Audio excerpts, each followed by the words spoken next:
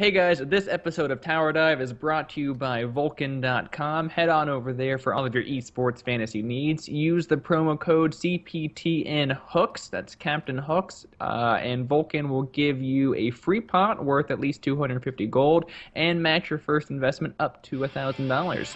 Thanks for listening and enjoy the show.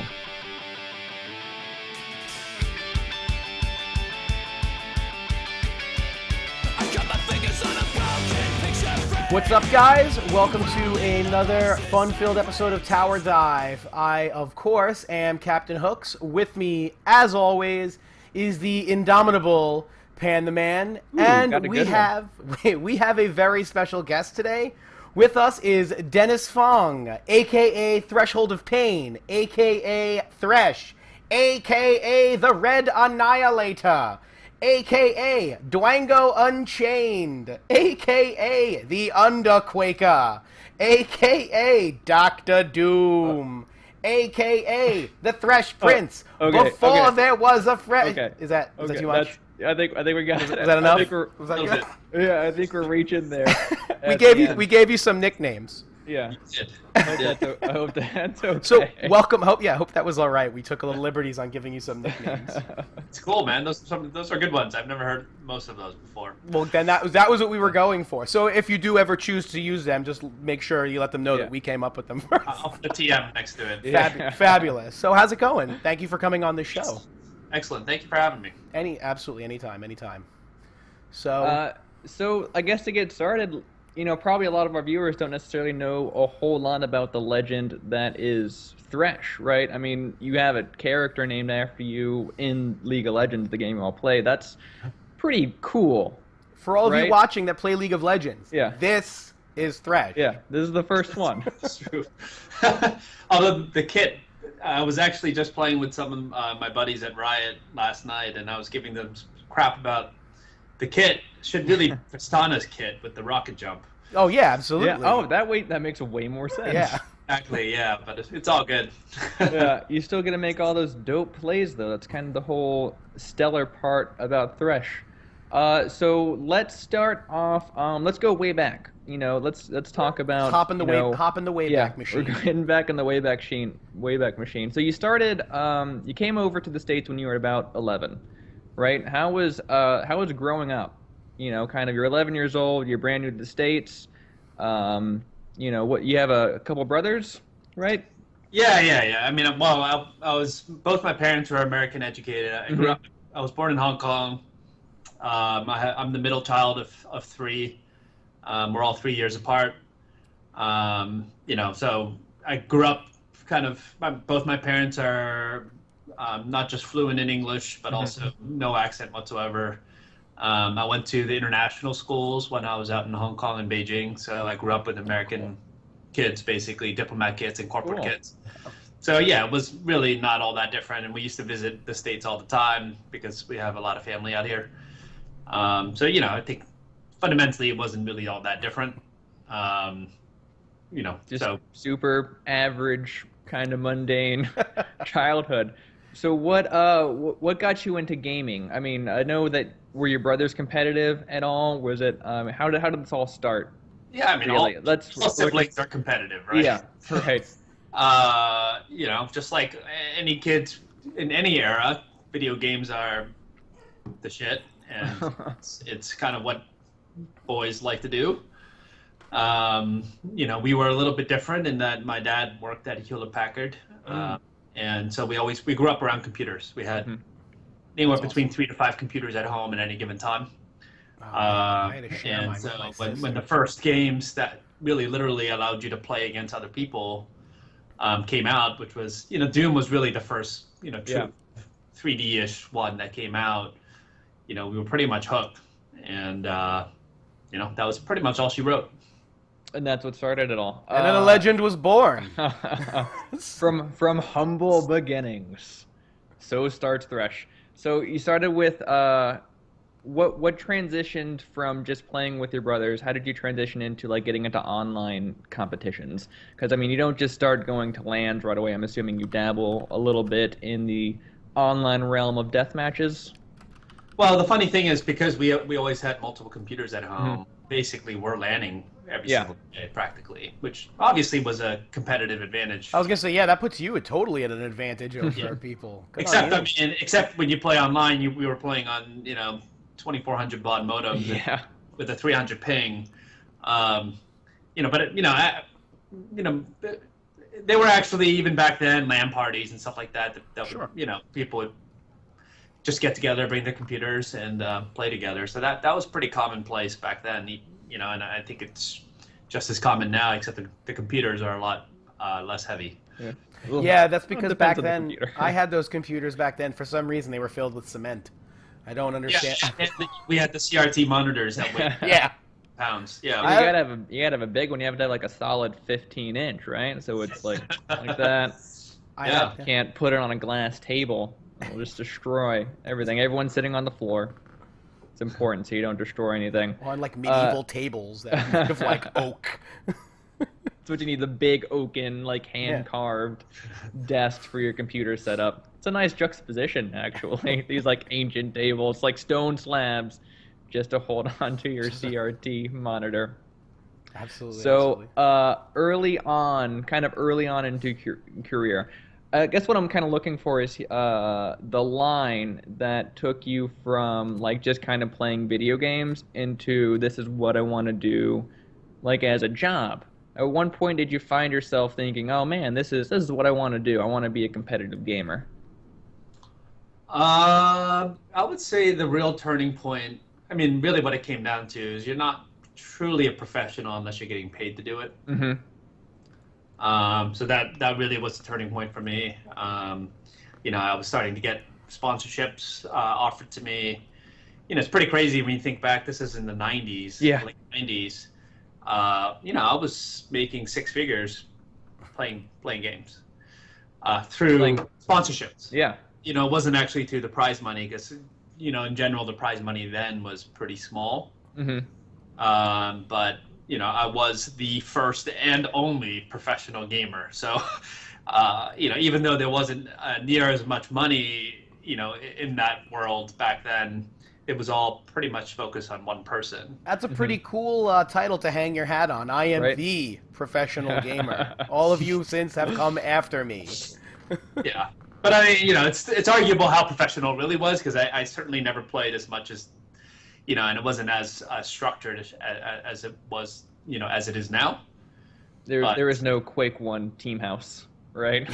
It was not. But, money-wise, it was certainly in the professional level. Sure. I'm curious, how did the sponsor situation kind of work out? I mean, did you have to like pull a couple Commander Shepards? I mean, I'm Thresh, and this is my favorite keyboard in the system. I mean, were there like PR events that you had to go to, or was it strictly going to LANs using companies' gear and then saying, "Oh yeah, this is the gear that I like"? It was both. I mean, yeah, it's crazy to think that, the esports has kind of come and go, and then coming in and then gone again, and then come back now. Yeah, it's pretty cyclical. Now it's come back in a huge way. Yeah.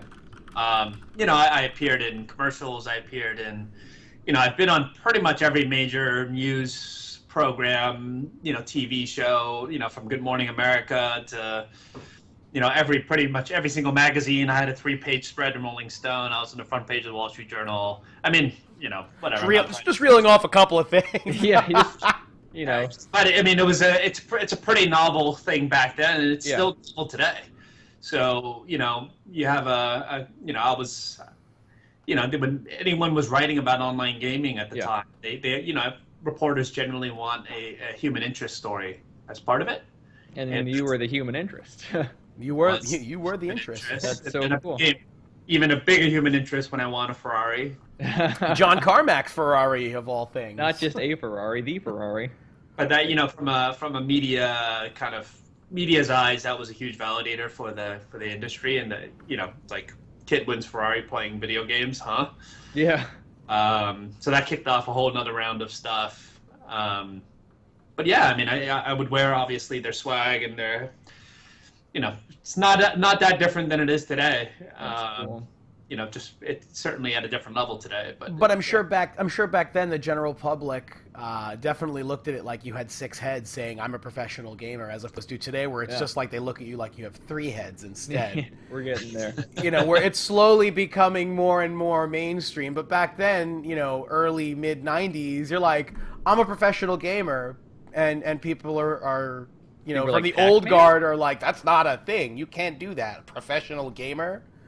And only now are they even, like, only within the last 2 years is not even, is the general public slowly starting to accept it.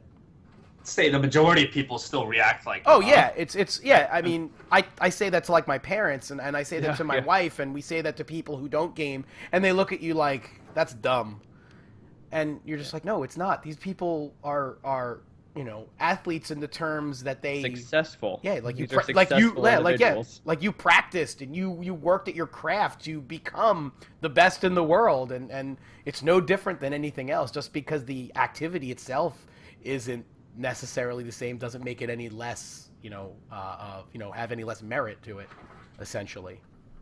Yeah, I mean, all professional sports came from humble beginnings. Absolutely. Yeah, look at the first football players. They wore the leather helmets and they looked all derpy. Now look at them, like actual people with like cool-looking uniforms. But it's still, I mean, when you think about it at the core, you're like, tennis is just hitting a stupid ball back and forth over a net. Exactly. It's just hitting a ball back and forth. That's actually a pretty good way of putting it. Yeah, bowling's just throwing a rock down an alley. Hoping to hit some bangs. That's cool. Do you still have the Ferrari? Is that? I sold it after I kept it for a little over 10 years. I know it was in your office at some point when you were starting your one of your companies. Yeah, no, it was never really for me. Oh yeah, not quite your ride. It's too flashy, so yeah. I didn't actually really drive it all that often. So I put it on blocks, had it installed in the lobby of my office.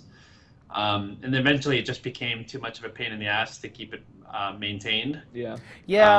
America's not really Ferrari country. It's not a normal Ferrari. It was John Carmack's Ferrari. Yeah. And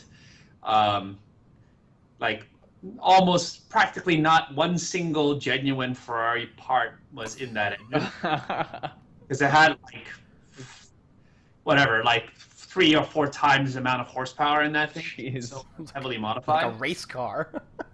Yeah, I mean it's already a race car. Yeah, exactly. Like a supercharged, crazy race car, which meant that I couldn't get it serviced at a regular dealership. Yeah, I had to send it to the shop that actually did all of the modifications, which is in Texas. God, I think that's probably why he gave it away. He was like, I can't do this anymore. Let's have a tournament, and I'll just give it away. Joke's on you. You think about his path. He went from modifying Ferraris to building rockets. Yeah. Right. So Fair point.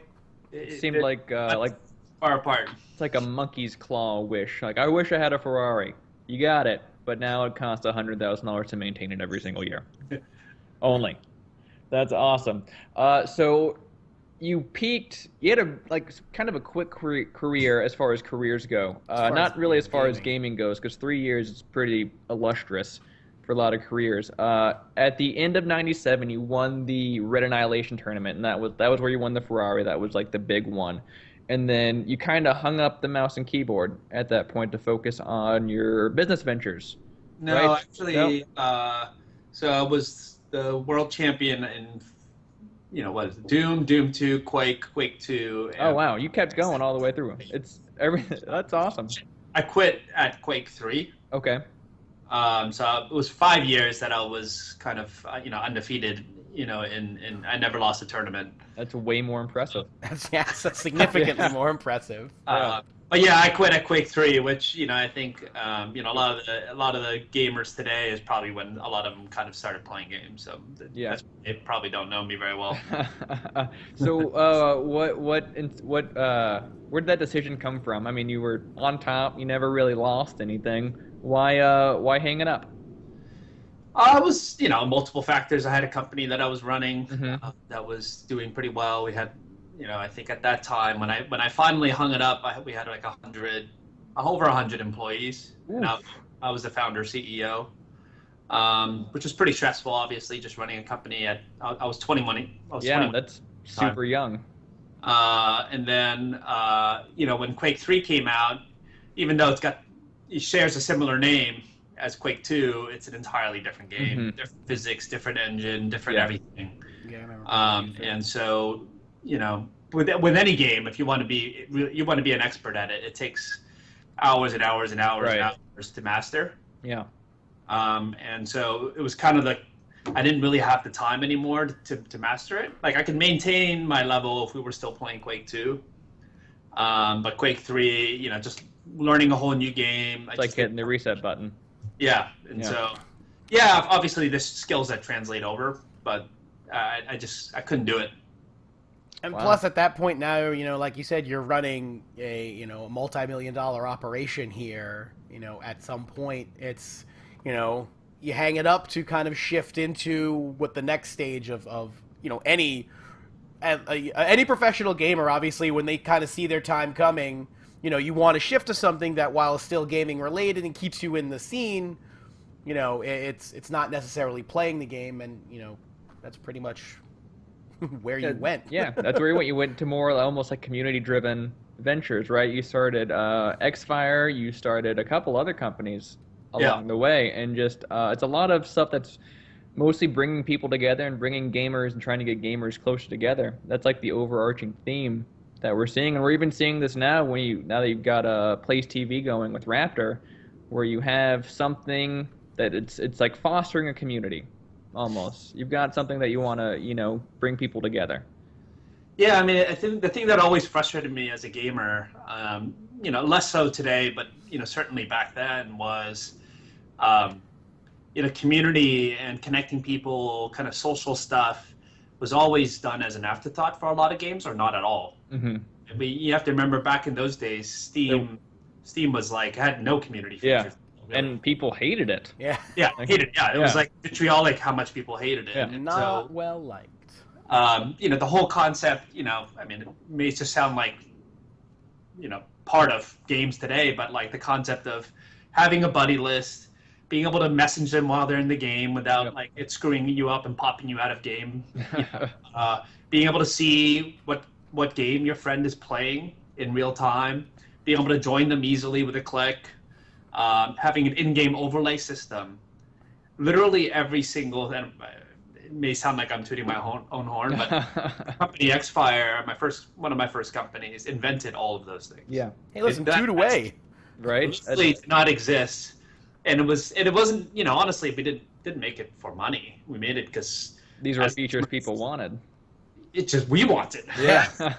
I was like, why do I? Again, most people probably don't remember, but back then you have to go find a server. Like if you're playing Counter-Strike, you would use a server browser, server list to go find a server. You would connect to it, and you would have to cut and paste the IP address. You would have to alt-tab out, find your buddy on AIM or like some other instant messenger, cut and paste the IP address, and say, "Yo, hurry up and join me in this game."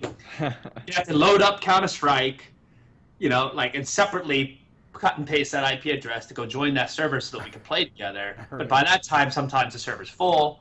Whatever. Like all of this stuff, just used to bug the hell out of us as gamers. And for me, I just have the personality where I'm not going to wait for someone to do it. I'm just going to try to solve my own personal frustrations, and those things happen to be what frustrated me at the time.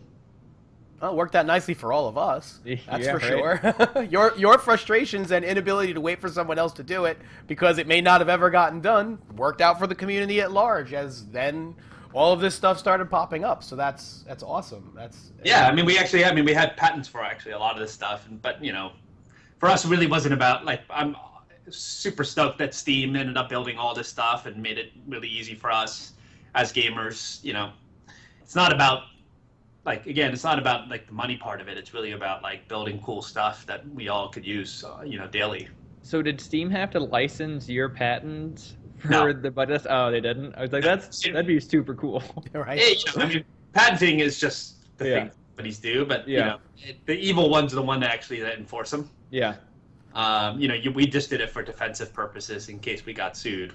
I see. Smart. Wow, it's noble of you. Really, you probably could have ruined Steam before it even became a thing. I mean, it was so hated by a community. Be like, hey, I have a patent. I don't think you guys should do this anymore. No. You didn't say the magic word. That's awesome. So let's kind of get into the modern times here. We're all playing League of Legends now. That's the hip thing to do, is to play League of Legends. I got into it about 4-ish years ago. I was playing a lot of StarCraft 2. I didn't have any friends that played StarCraft 2. I had friends that wanted to play League of Legends, and that's kind of how I got into it. What brought you so far away from like Quake and hardcore first-person shooters onto the MOBA scene? Actually, very much the same reasons. Yeah. My friends were not playing the Quakes anymore. Oh, I mean, at the time, Counter-Strike was kind of dying off a little bit, or the scene wasn't, I mean, it had been around for a long time. Yeah. Still on Source, right? Or Source and 1.6 were kind of feuding. Yeah, I guess. Yeah.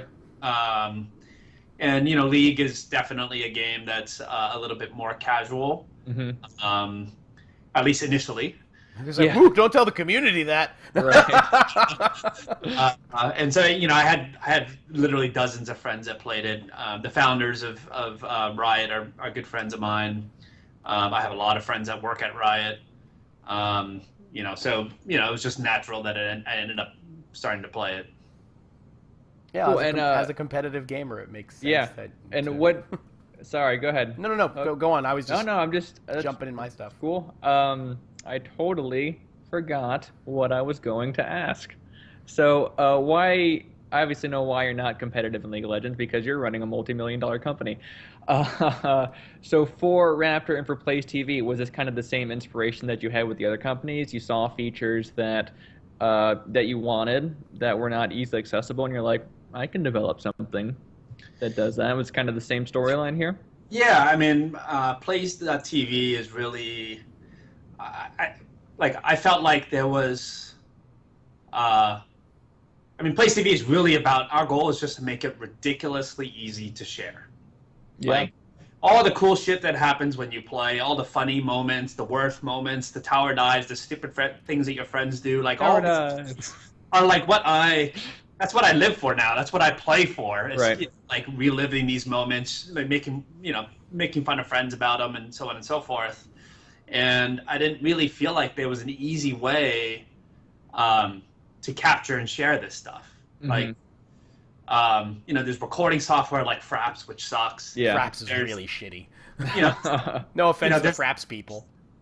There's replays, but they're like in data format and not easily shareable. It takes a lot of work to make them into a video format. You still have to edit them too. Yeah, edit them, this stuff. So, really, I wanted to try to take, it's almost like I hate kind of using this example, but it's kind of like, it's kind of like Instagram-ish in the sense that before Instagram came along, like taking a picture, editing it, making it look good, and then sharing it felt like multiple steps. Yeah, well, it was multiple steps.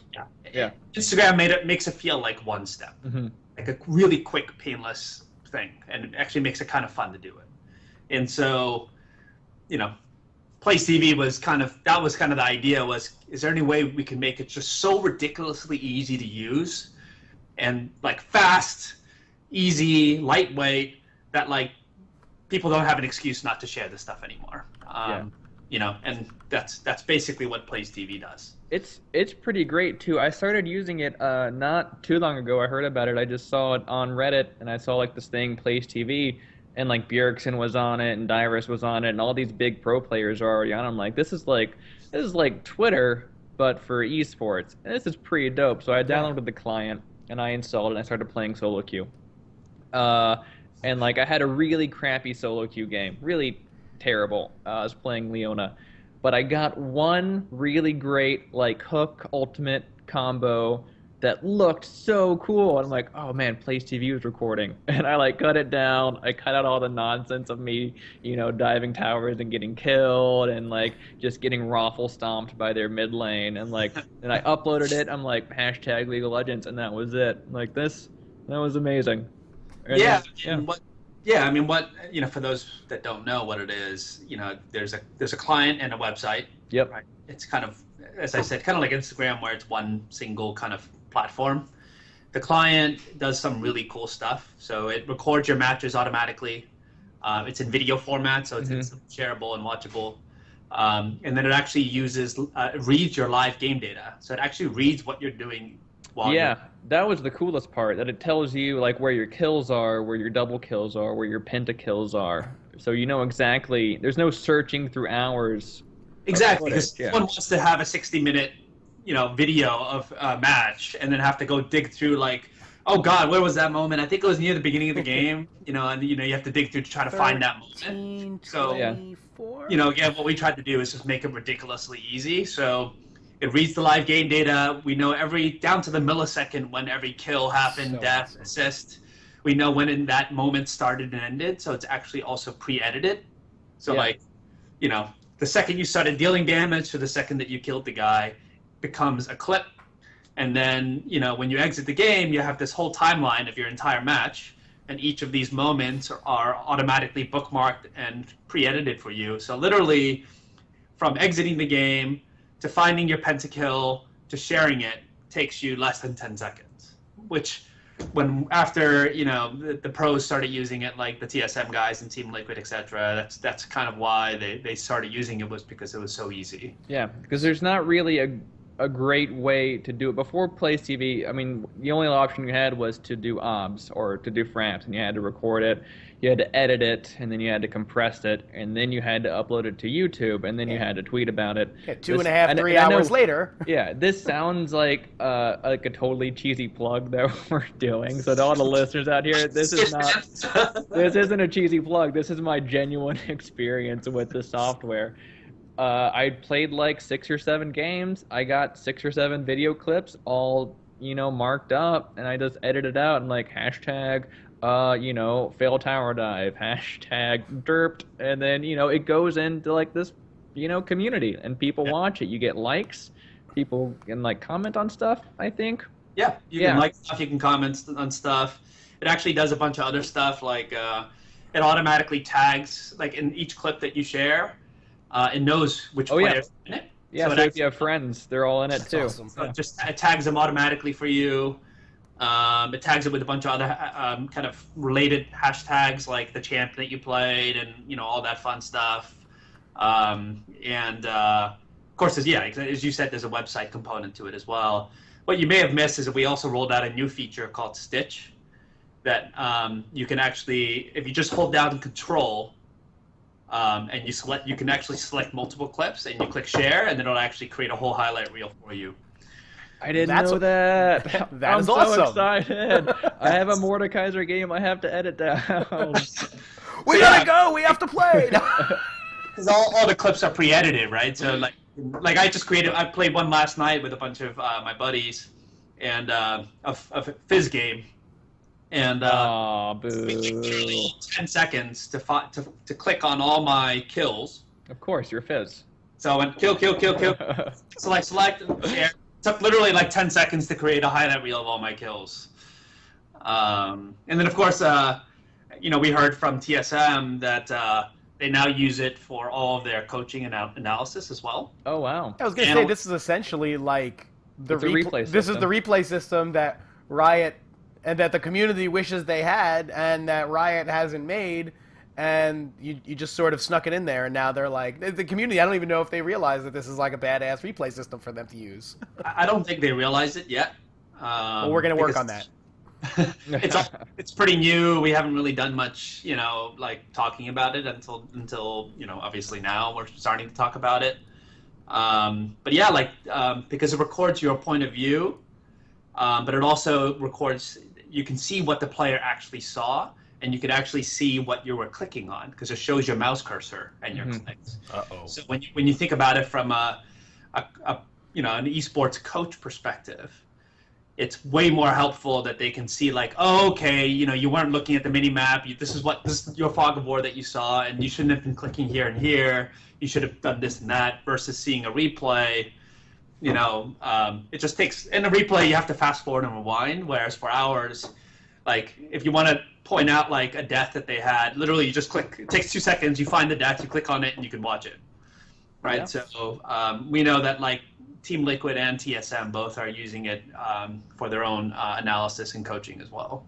Great. I know I've seen a couple of C9 players on there, I think, uploading stuff as well. So, I mean, it's getting pretty popular, especially with people like Sneaky, Meteos, Dyrus, these huge followings. Well, you have on this thing. Bjergsen doing it, so you have the And most Bjergsen, popular North yeah. American player currently. So that's a Yeah. solid start to you get the biggest rock star this side of the country.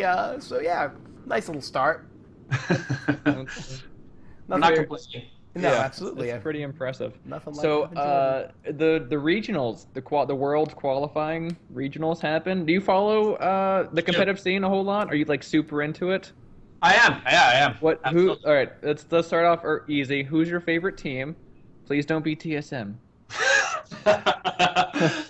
I would say my 2 favorite teams are TSM and Team Liquid. Oh my gosh, I don't know if we can be friends anymore. Jeez, That's a tough one. Yeah. TSM Oh. takes a beating on this show. we're not super kind to TSM. Why not? I think it's I don't know. It's a Yankees. It's kind of a Yankees problem. Yankees thing where everyone likes them. I don't know. It's gonna make me sound like a hipster when I say this. Everyone likes TSM, so naturally I'm not gonna like TSM. I don't know. It's actually I'll be honest, and he's taken the biggest beating on this show. I'm not the biggest Reginald fan. Andy Din doesn't sit Yeah. well with me, and listen, he may be a fantastic guy. I don't know him personally. I can't speak for him personally. From a professional perspective, like seeing him, I just don't love him. This is Yeah. Fair. I've also just had kind of a grudge against Liquid for a long time. I followed Brood the Roar a little bit. I was on TeamLiquid.net for a long time. And, you know, the community has kind of a tense relationship with the mods of TeamLiquid.net. So that always had a kind of a sour taste in my mouth. And I was always a big EG fan. You know, and EG and Liquid always had that rivalry. So I'm like, no, boo Liquid. Boo. It's just a long-time rivalry I've had for 5 years, you know. Oh, No wow. big deal. Oh, Yeah. You're for a grudge.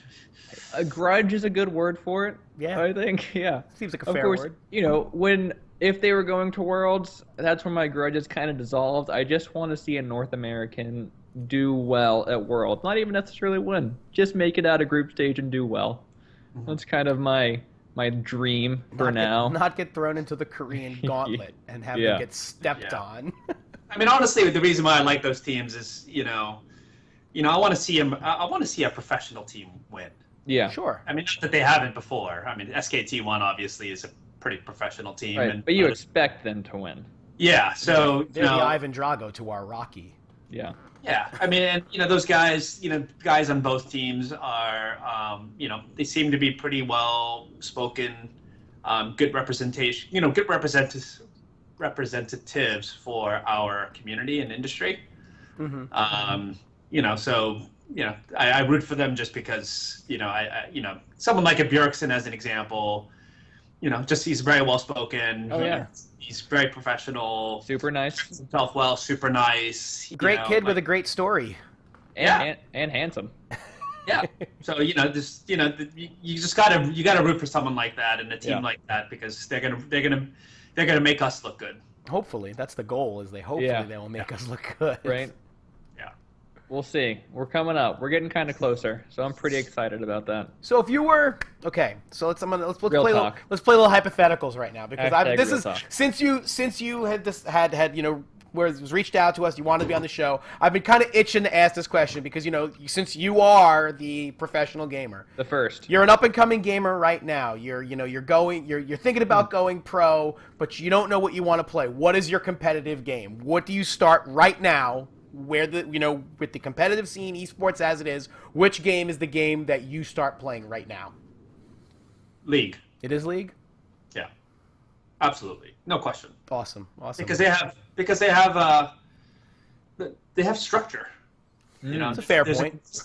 There's a consistent season. They, Riot, I've hung out with those guys a lot. I know kind of what they envision for the sport. They're in it for the long haul. They spend, over $100 million a year in esports, Yeah.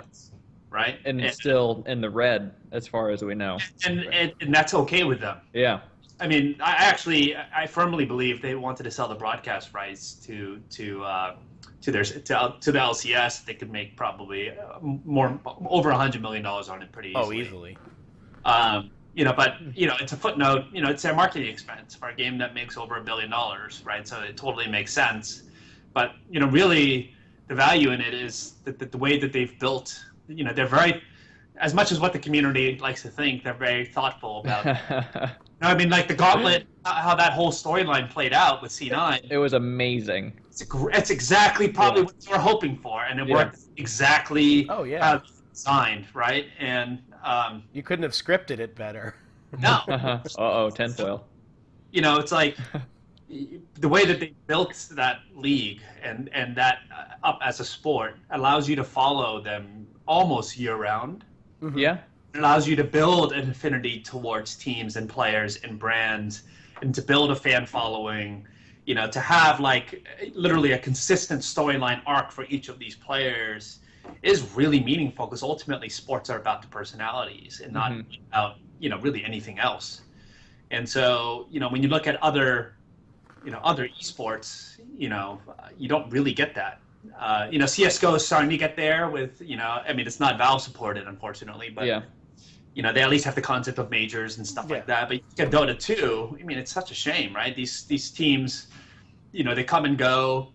All anyone really cares about is international, and afterwards, the viewership and stuff is kind of, non-existent practically, at least from what I can tell. And right. I mean, their biggest players / streamers don't even come close to, on average, the biggest league streamers, just on a daily basis. I'm even talking competitively. Like, people don't, outside of, your very, very, very small handful of Dota players that people even know their names, there's no comparison. You can go on Twitch any day of the week, and QtPie, who's not even on a pro team anymore, will be streaming in 26,000 people, whereas Dota itself may only have 30,000 people watching it on the game. I mean, it's international, obviously, it's huge. But I'm saying outside, exactly. Gone, right? So it's not. I don't really even think of Dota 2 as a sport, because it's more a tournament circuit. Exactly.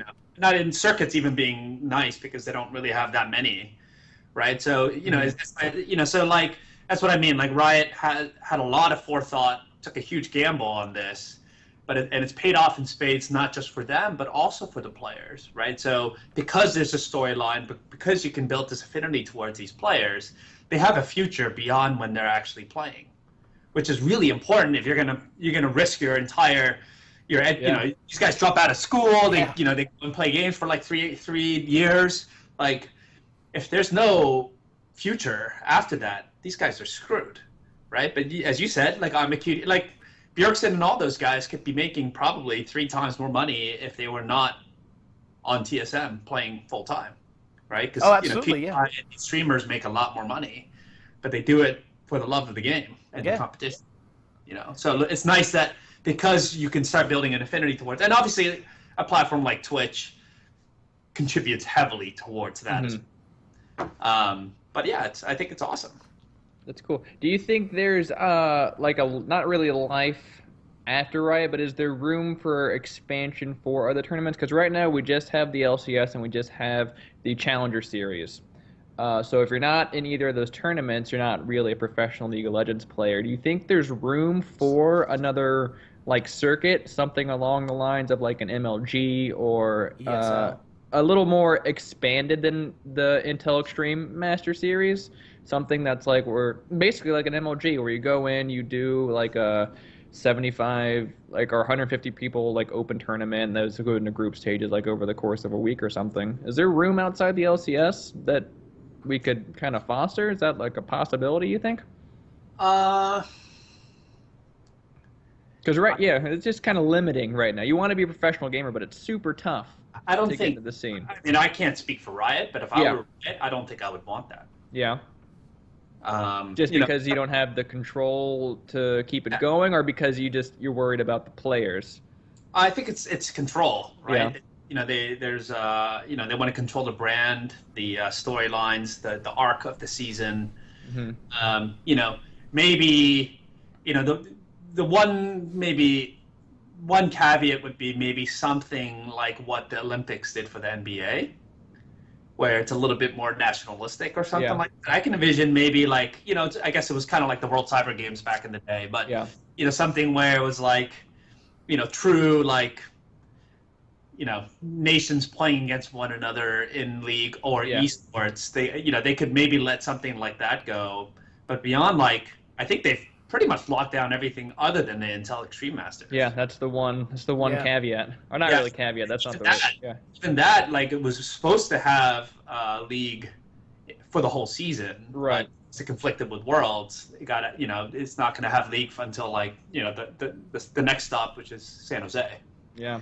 right? So, it's and I can't blame Riot for it because I mean every professional sport has its off season as well. Right, and it's their game, and you do want to kind of protect your game at the same time. So you don't want some crazy tournament coming in and then making an ass of themselves, and then by proxy an ass of the game. That'd be really unfortunate. And also, I'm not entirely sure that the players don't like having an off season either. Yeah, well, you gotta have an off season, and you definitely don't want to run through a meat grinder and do like 12 months of intense gaming. No, you'll burn out. Careers Yeah. that are only 3 or 4 years at the most now, I mean, you cut those in half. Yeah. If you're going, 12 months of tournaments and then the league and then Worlds, I mean, it's, physical burnout, it's emotional burnout. There's no way you can say, all right, I'm going to get jacked up for Worlds, all right, and I'm going to bring it down, but then I have another tournament coming up and you have to bring it all the way back up because you can't treat, any tournament any less than the next one because then there's inevitable letdown. Like in any sport, every game has to be treated like it has significant meaning. Otherwise, number one, from a fan standpoint, you'll be able to tell if someone isn't really giving Just phoning it in. Yeah, if they're just mailing it in, exactly. And that's not good for the product at all, then. Yeah. I mean, you can take a look at CSGO also, right? I mean, it's up and coming, it's growing very quickly, it's got a lot of awesome competitions all around the world all the time, but there's no consistent storyline. No. I mean, people create their own by stitching together through different events, but like there's no one company that's telling the arc of these teams and how they're growing and coming ups and downs, and that's like what Cloud9 experienced this season /split. It's hard to get that from when you have a season that's operated by like 5 or 10 different organizations. And even then 5 or 10 different brackets that you would have to follow to even develop a story. Exactly. Beyond one season. And that's provided all of those teams are playing in those tournaments. Even on top of that, you're not guaranteed C9 is going to compete in all of these tournaments that are available to you. So you may get a time where C9 is like, you know what, we're not going to play for the next 2 months because we need a break. So then that's another thing where you'll see, it'll be great for other teams that may not be professional teams to get exposure. But when you're like you're saying, when you're trying to build storylines and you're trying to create a fan base and a fandom and a fanaticism essentially for a team, losing 2 and 3 months on that where there is competitive play going on but your team isn't playing, it's kind of like, oh well, what's going on here? And then you start to wonder, why aren't they playing? What's going on? And you I don't want to see you lose interest because obviously every team has an off season, every game has an off season, but if there's games being played and your team's not playing, you look at it and kind of are like, oh. You don't pay attention to that tournament. Exactly. And then so it again, makes the tournament scene unstable, where these companies that want to run the tournament can't financially maintain it because they don't know if the big teams are going to show up or not. Exactly. Yeah, and honestly, none of them will ever be able to compete against the game maker themselves. Yeah, that's true. So, Riot really couldn't care less. Like, it's like, because they make their money off the game, and they're making a lot of money on the game, and so they can make their events just ridiculous, over the top, and not worry about it. Whereas a tournament organizer, has to get the sponsorships, has to get their, they have to. It's for profit. Yeah. Right. So the level of production quality that a Riot could pull off, other than like a Valve or a Blizzard, it's almost impossible for these other guys to pull off. Yeah. I think what I'd just like to see is I'd like to see more avenues from the amateur scene into the LCS. Something just besides the extremely difficult getting into the Challenger Series is almost impossible, and then getting out of the Challenger Series is almost equally impossible. I think I just want to see like maybe 1 or 2 just other ways that are as equally, not necessarily impossible, but skill proving. That's not a good word for it, but other ways for players and teams to prove their skill other than just running through this like horrifyingly difficult challenger scene. It's really kind of what I want to see. And maybe smaller tournaments are that solution, or maybe it's something more, maybe more group stages, or maybe like an actual challenger league. Well, that's like it already is. Yeah. Maybe it's okay. I don't know. Hey, we just figured out it's perfect. I just want to find a way to foster more talent in scenes that are not Korea or China, because we just, that's what I want. I want esports to have enough people and enough fans and enough players to make it big enough to have, Bank of America League of Legends Stadium. Well, the big joke, I was actually watching an interview with St. Vicious the other day, and he was talking with Travis, and they made a joke that, now that Riot moved their servers to Illinois, now they're like, oh yeah, maybe there's that great East Coast AD carry or mid laner that's going to come out of nowhere, that because everything was always West Coast, California, it could completely change how players are viewed. We've been playing on, at best 85 ping at worst 130 in some cases on this side, now sitting at 30, 40, 50 ping. You may see guys who are pretty good all of a sudden be like, whoa, I'm actually really good at this game. You never know. It's crazy things. No, I firmly believe that actually is going to happen. I don't think that's that kind of, when you're talking about professional level play, yeah, 50 milliseconds is freaking huge. Yeah, absolutely. Like dodging a skill shot with a flash and not, right? That's, It's the difference between life and death in many cases. Yeah, absolutely. It also, I guess, not to cut you off, it also brings more champions to the forefront, because when you're playing on 100 ping, certain champions, certain skill shot-based champions, certain combo-based champions, you can't play because you physically cannot execute their combos properly, like a Katarina, like a Jace, for example, just off the top of my head. Now, Riven. Yeah, Riven. Now all of a sudden, it's like, hey, I can do this. I can do a flash hook. To use Thresh for as an example. Wink, wink. But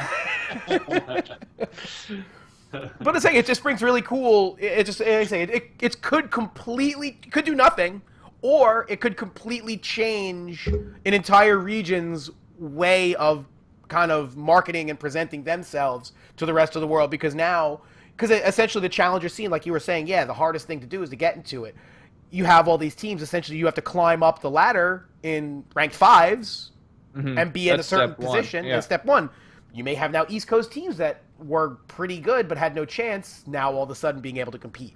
So this might be exactly what you're looking for, my good man. Me? Yes. Oh, yes. Well, he's it could be. He agrees with me. But yeah, this is my take on it. I hope it is speculation. Yeah, exactly. We'll see. We'll see next challenger next challenger series, who gets in, who's making it to the top of the ladder. See any new maybe there's another Renegades. You never know. Coming. Yeah, we'll see. Never know. Okay, so we're kind of coming to the end of this. We've gotten so much. We could do a show with you for hours, obviously. At least. You are a very busy man. We understand 17 that. hours. We respect that. Who's your champion right now that you're going to play? You got to pick a champion. Gun to head. Who's your champion? I've been playing some jungle, but my main is probably Fizz. Okay. I don't. It's one of those you just fall in love with it the first time, and I'm not the irony, of course. Other than the champion being named after me, they also gave me the Thresh username. Oh, yeah. So I play as Thresh on when I play League, which of course literally every game people are like, how the hell do you have that? I thought Riot always never let anyone have the champion usernames, blah blah blah. And then inevitably, of course, probably 1 out of every 2 games I get the, why aren't you playing Thresh? Listen, my name is Captain Hooks on there. When I don't play Blitzcrank, people look at me and go, you should be playing Blitzcrank, Captain Hooks. And I was like, sorry. Yeah. So now, of course, Thresh is a support, and no self-respecting FPS hardcore Quake playing support. Fair point. You go for kills, right? So I'm like a really terrible support. And Thresh requires, some pretty good mechanics when it comes to support. So, I literally get trolled all the time because it's like, first it's like, why aren't you playing Thresh? And then, finally I was like, okay, screw it, I'm going to learn Thresh. So I tried playing him a few times. Then it was like, dude, Thresh, you're the worst Thresh NA. Like, it's just nonstop. So it's pretty fun, but, and I'm appreciative that Riot, let me have the username. It's pretty cool. Because at that point, you're also asking for it, going in there, named Thresh, and playing Thresh not amazingly. It's just this community is not known for being incredibly forgiving and understanding of poor play. So Also, I'm sure the irony is probably lost on them. Yes. A little bit. I'm sure if they realized who you were, they would probably be like, "Oh, wait a minute, this is awesome." Yeah, you gotta start pasting your Wikipedia into chat every time you start a game. It's like, hey, are you guys using plays.tv? I made that. Oh, shit. It's fun, though. That's awesome. That is. I mean, it's been, It's been a great show. It's been, great this talking to has you. been awesome. Yeah, I mean, even getting an hour sitting down with you was an incredible experience. You're the reason why we're here. Let's really call it what it is. Without you kind of... That's a little overstated, but I appreciate but you know what I mean. I mean, without you kind of cutting without you kind of being in the brush, cutting it with the machete, competitive gaming, definitely probably takes a back seat or doesn't kind of have as big of a... I mean, you were like the first gaming rock star. Call it what it is. They sponsored you. You were making six figures. You're the first gaming rock star. Whether or not you want to tip your hat at it and say, and you're being humble and being polite and being nice about it, but really call it what it is. That's what you are. You are on the Mount Rushmore. Your head is on it. Whether or not you want it to be there, your head is on the Mount Rushmore.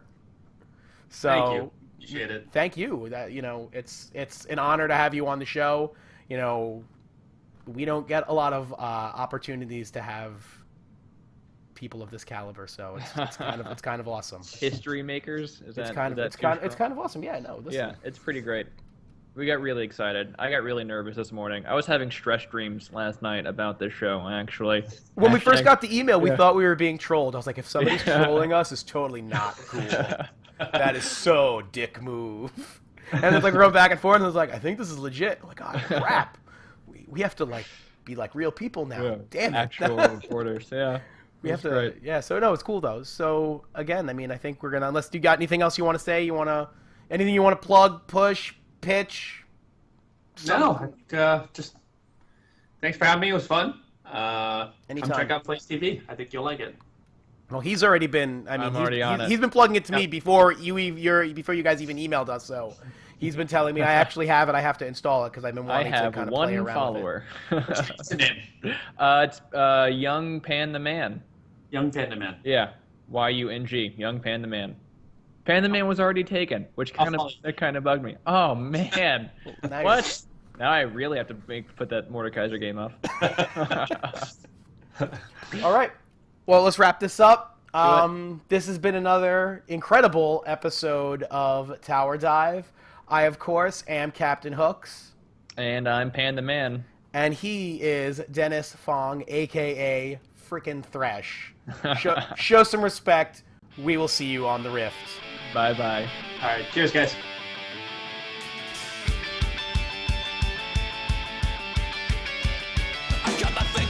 Hey guys, thanks for tuning in. This podcast is sponsored by Vulcan.com. Head on over there for all of your fantasy needs. You can bet on League of Legends, Dota 2, CSGO, COD, and Hearthstone. If you use the promo code CPTNHooks, that's Captain Hooks, they will match your initial investment up to $1,000. It really helps the show out, so it'd be great for you to support us. Thanks for tuning in. And as always, you can catch us on social media at facebook.com/TowerDivePC, youtube.com/TowerDive, twitchtv.com/TowerDivePC, and of course on Twitter at TowerDivePC. Thanks for watching, you guys, and we will see you on the Rift. Bye-bye.